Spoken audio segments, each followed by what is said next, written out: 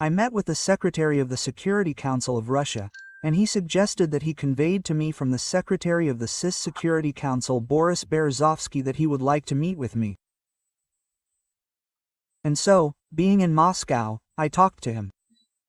And he told me that the CIS countries practically do not take Russia into account today because of the defeat in the war in Chechnya.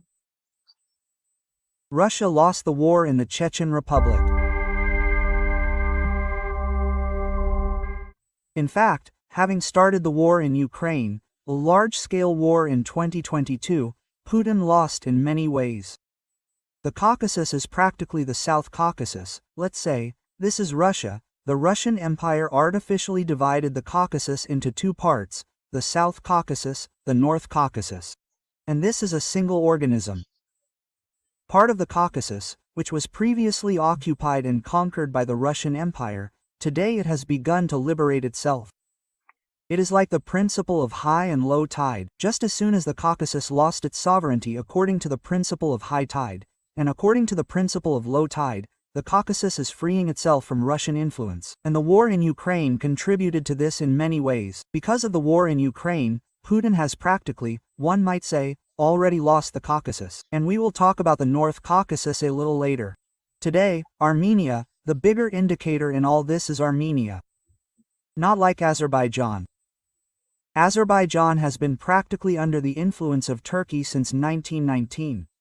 And they were preparing for this revenge, the return of their territories, their lands, and to restore the territorial integrity of Azerbaijan. This process was underway, and Russia practically resigned itself to it.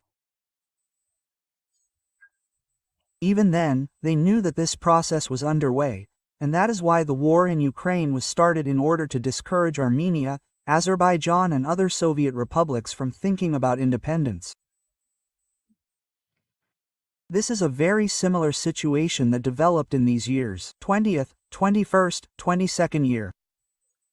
2000 in 1998 after the armistice with Russia, after the signing of the peace treaty, I went to Germany and the Bundestag. And returning from there from Moscow, I met the Secretary of the Security Council of Russia, and he suggested to me, and what he conveyed to me from the Secretary of the CIS Security Council Boris Berezovsky, that he would like to meet with me.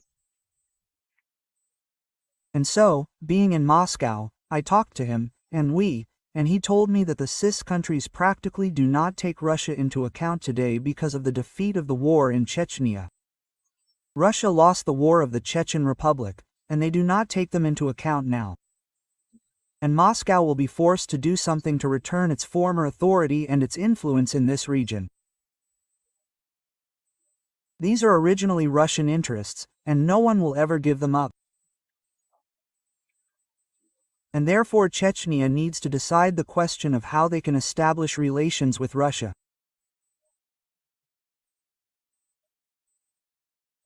That is, then, during that period, the team that worked with us, they were ready to recognize our independence, they partially recognized it, and to establish some diplomatic relations, having developed some concepts, principles, on the basis of which we will coexist.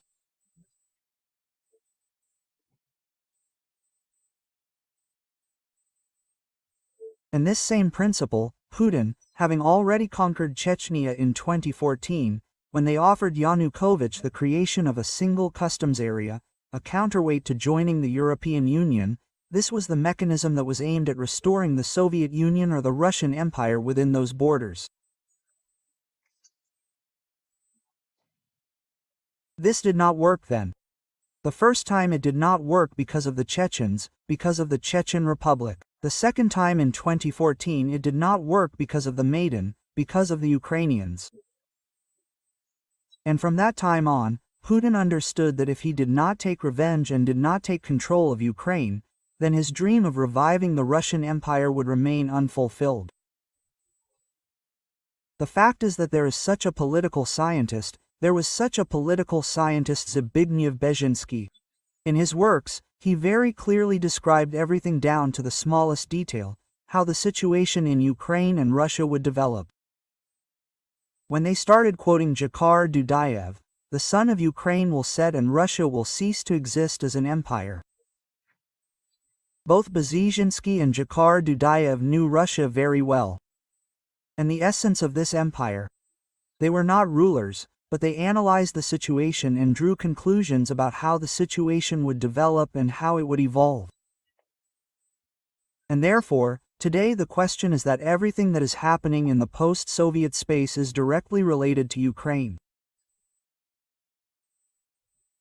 It is precisely the war in Ukraine that is liberating the remaining territories that used to be satellites of Russia and the Russian Empire. Kazakhstan, Kyrgyzstan, and other Union republics will subsequently be freed from influence. They already have their own trend, how they will develop. And the Caucasus will definitely be free. Now another question. If Ukraine and the European Union and Ukraine's allies if they want to speed up the process of liberation and punishment of Russia, the liberation of the occupied territories of Ukraine, then they must use the situation that is developing in the Caucasus. Or the Russians will start creating provocations. Who will do it first? Azerbaijan has a sore spot, a weak spot: Lizginistan. These are the Lizgins, who are on the border with Azerbaijan and Russia. They can provoke a situation so that the Lizgins would rise up with demands for independence and sovereignty. And in this case, the North Caucasus, as in the case of Abkhazia in 1992, when Russia provoked a situation between Georgia and Abkhazia, Caucasian volunteers from the North Caucasus in support of their fellow countrymen went to war in Abkhazia. And for Russia, this was a pretext to finish off Georgia and snatch Abkhazia under the pretext that it was allegedly done by Caucasian volunteers. But in fact, the Russian army fought there and Russian aviation bombed Georgia and the Georgian armed forces. This same situation can be used by the Russians at the first stage to provoke, to destabilize the situation in Azerbaijan. And therefore, if today Ukraine and the European Union, those who are interested in punishing Russia and liberating the occupied territory, they need to use the situation with the Chechen Republic. This is the map that Ukraine should have. Here, which Trump spoke about, when you do not have a map, you do not have a map of the North Caucasus. This is a direct tool for influence and for opening a second front against Russia. And this is real, this is possible, because we have created the political background and the political basis for this. A committee for the restoration of the North Caucasian states was created. The political structure already exists. The Chechen Republic of Ichkeria. The Verkhovna Rada took the first step by recognizing the territory of the Chechen Republic of Ichkeria as occupied. And in this situation can be used. But for this should not be the responsibility of Ukraine. It is not Ukraine that should do this directly, but those who allowed Russia to liquidate the Chechen statehood should do this directly. This is the European Union, this is the United States of America. By recognizing today the right of the Chechen people to independence and restoration of their statehood, they will thereby contribute to strengthening Ukraine and weakening Russia, namely in military terms, in a military context. If a political decision is made on these very important and urgent issues, I am sure that the peoples of the North Caucasus, as well as the South Caucasus and Azerbaijan, Armenia and Georgia, will be ready to defend their right to statehood. But for this, a very serious statement must be made by the international community, not Ukraine, but the international community. It is precisely this position that led to today's situation. They gave in step. They just did not look at the situation. If only everything would calm down. Then Georgia, if only. Well, today there is an understanding that this is not ending. And this can only end when the Russian Empire ends. That is, when the Russian Empire ceases to exist as an entity with its ideology, and in order for it to cease to exist, this entity with its ideology, imperial ideology, it is necessary to liberate the peoples who are currently in colonial dependence. and not to absorb nation after nation and strengthen it again, but on the contrary, to liberate nation after nation from this influence. And in this case, there will already be a solution, a strategic solution will be achieved. This will be long-term peace and long-term stability. As old as the world, they do not want it, but all the processes are still going on, and they did not want the USSR to collapse, but the USSR collapsed. Today we can finally sum up and say that the USSR will never be restored or renewed. This is unambiguous. We now know why and who is interested in what. The European Union, I think, understands that as long as Russia exists, the threat will remain. This means that they will still do something to make it cease to exist as an empire.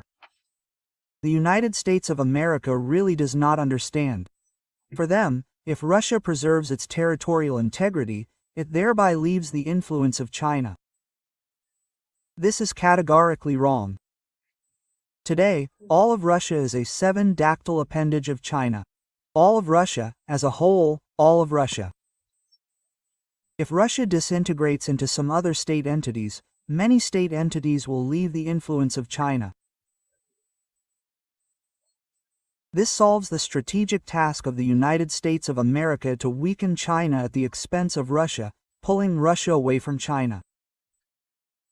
Russia can be pulled away from China only by breaking it up, that is, by creating several state entities on this territory.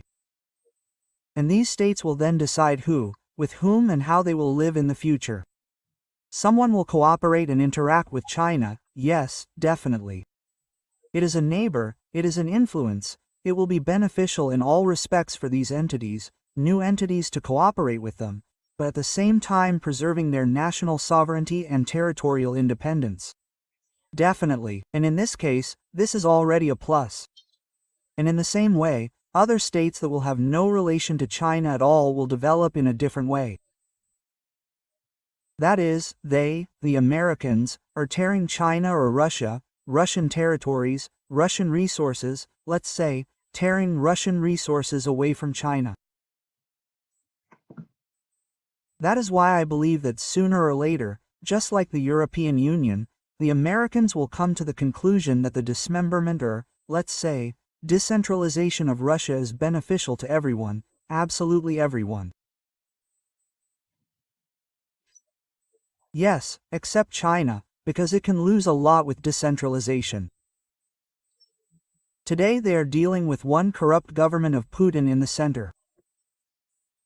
And if it is transformed and some new states are created, then China will have to negotiate with many entities. And it is not a question that they will agree on those very favorable conditions for China that they have today, but in the agreement, in the deal with Putin and with the criminal regime. Therefore, everyone is pursuing their own goal.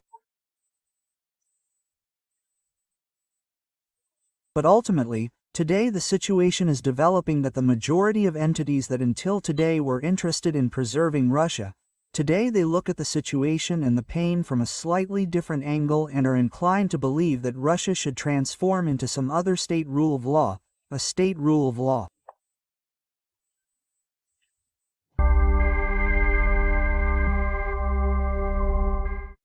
Today a very good situation is developing for Trump, for a good cause. If he really buys the Zangezuk corridor, and it comes under the jurisdiction of the United States of America for a certain period of time, this will guarantee stability in the Caucasus. This is a 100% guarantee of stability in the Caucasus. This is 100% that Russian influence will end there. And I think that somewhere behind the scenes, somewhere some issues related to this corridor are being discussed in America, and in Turkey, and in Azerbaijan, and in Armenia. All entities, all who come into contact and have a relationship with this corridor, they are interested in this. Russia's presence there is an eternal war, an eternal confrontation.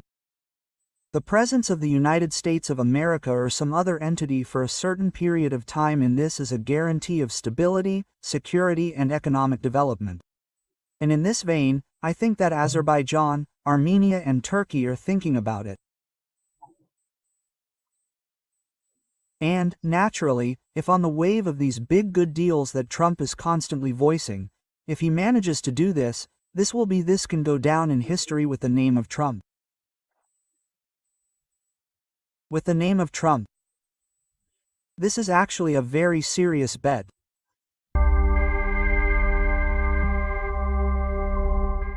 This is the first country, if anyone remembers, who observed these situations in the post-Soviet space. Uzbekistan was the first country that emerged from under Russia's influence. This is a country that actually became free, independent. And they did not support Russia's approaches on many issues. But, using the religious factor, yeah. They had to achieve that they regained their influence in Uzbekistan when terrorist organizations, radical Islamic organizations, were created there, which demanded some impossible conditions. Well, the same situation that developed in other regions, using the conflict situation between the United States of America and the Islamic extremists, who arose as if by coincidence. Sticks and began to be created. This is the factor that the Russians began to use. And because Russia has always been accustomed to linking its problems somewhere with international problems, we experience this very well. 44. When the Chechens and Ingush were deported, Stalin linked this problem with the Nazis. He said that the Chechens and Ingush collaborated with the German occupiers, with the Nazis, although our territory was not under occupation for a single day, so as to collaborate with them. But then for Western politicians it was understandable. Here is Nazism and collaboration with Nazism, yes, in short, it is punishable. And that's it, close the topic, you deported us. In the same way, in the period after the collapse of the USSR, Russia began to use these religious factors, which had a problem for the Western world. And in this way they achieved very great success and brought many, many regions under their influence. This happened then from Uzbekistan. But today I think that this is exactly the war in Ukraine and the fact that Russia is occupied by Ukraine, many republics, former USSR, in the CIS, they are becoming, some have already become absolutely free, independent, but others are already moving in this direction. These processes are underway, and they concern Central Asia today, which today is actually either under China or under Turkey, under which count of influence they are moving, but they are leaving the influence of Russia. I am not an expert on Kadir. I really don't like to talk about this topic, in fact, because I know 100% that neither Kadyrov, nor his entourage, nor his offspring, have any significance for changing the existing format of power. The future of Chechnya is being decided in Ukraine, and the format will change, and the situation will change in the Chechen Republic and in many other regions after we win over the Russian Empire in Ukraine.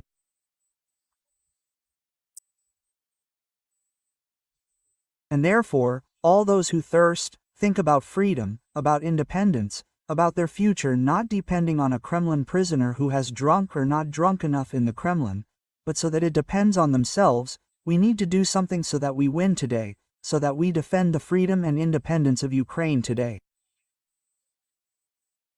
Everything is being decided there.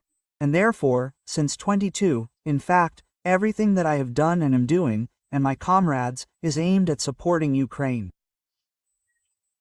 We don't pay any attention, yes, we control, we record both crimes and atrocities, everything that happens there, but we, and are not interested in anything changing there, because we know that in this situation any unrest, popular unrest, it will end tragically, with great bloodshed for the Chechens, whom we will either lead out, or they themselves will go out to the square, showing discontent. It's just that today we really need to help Ukraine, the Ukrainians win this war, which is what we are doing.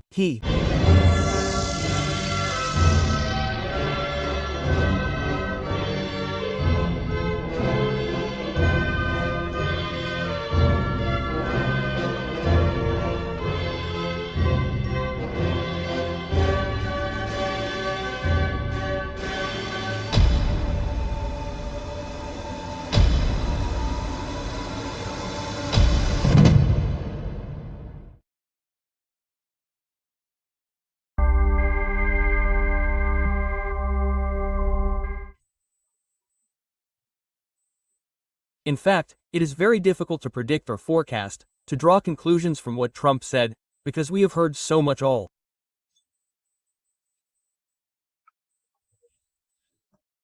This time from him and absolutely contradictory information. In fact, to follow the logic and the structure that the United States, America has already built in relation to Ukraine. Yes, this is largely, of course, done thanks to Trump. And the fact that weapons will be supplied today, I have no doubt, because the main issue Trump decided for himself is that these weapons will be paid for by NATO and the European Union. In this regard, everything seems to have worked out fine for us. Now, regarding political statements and the rhetoric that changes every time with Trump, this should be left for Trump. And we need to draw conclusions from what Marco Rubio says. Here's a person who actually expresses very consistently, very precisely expresses the position of the United States of America in relation to Russia, to Putin.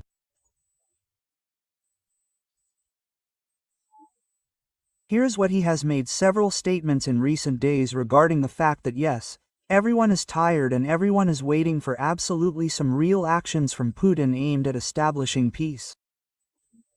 The question is different. I do not think that Marco Rubio or the US administration, that they do not understand what is happening.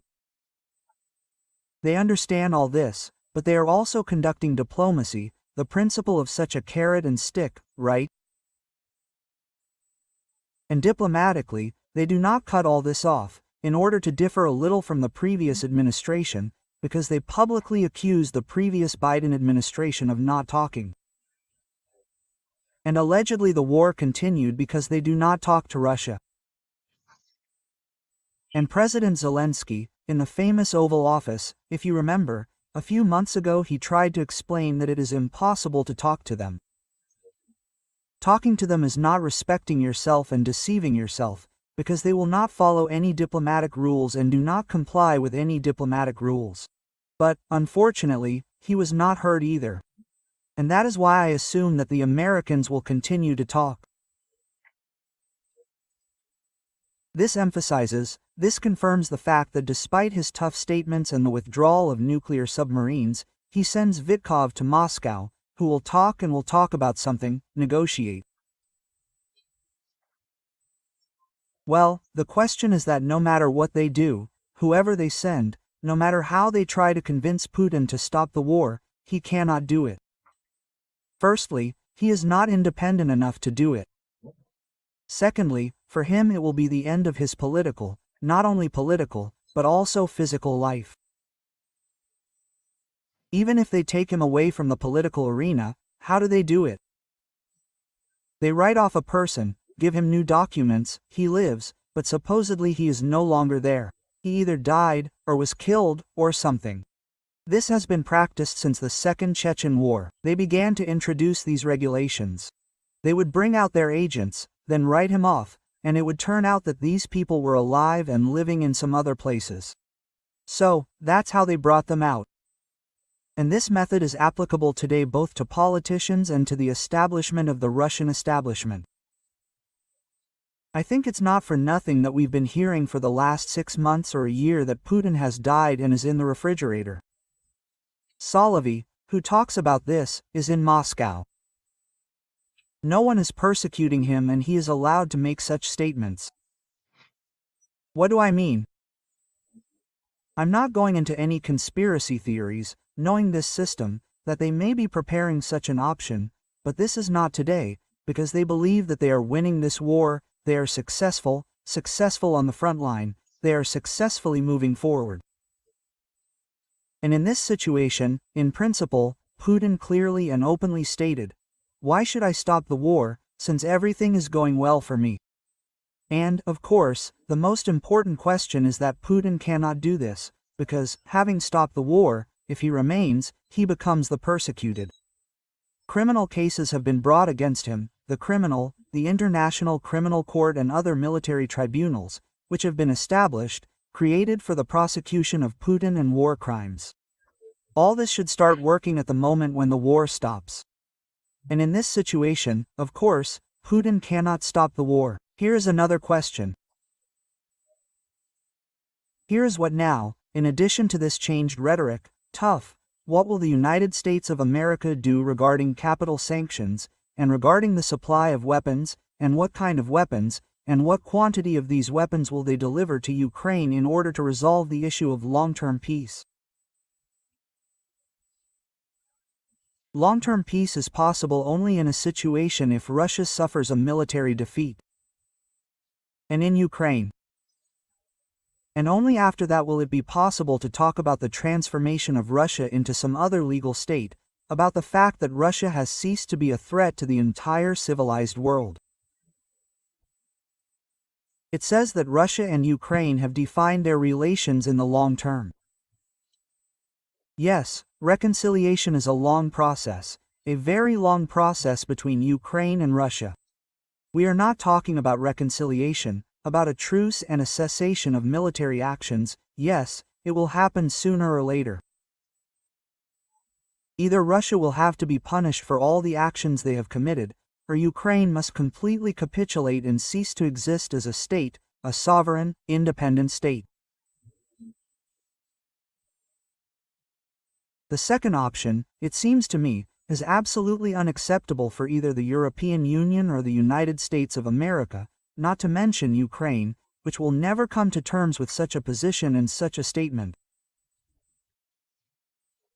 But in order for the second option to exist, it is necessary to arm and support Ukraine in all respects.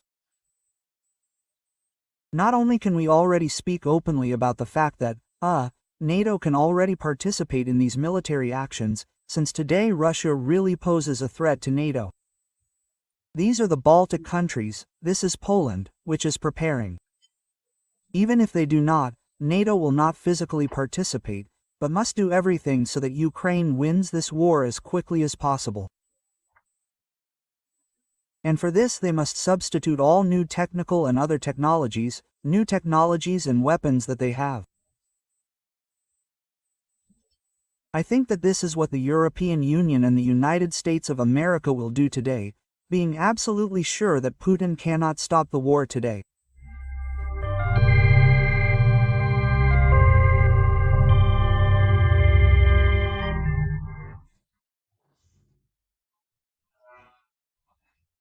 Ukrainian President Trump, having voiced the preparation of his war with Putin in Alaska, is very far from this war, which is on our land against our people, which will not end without us, without Ukraine.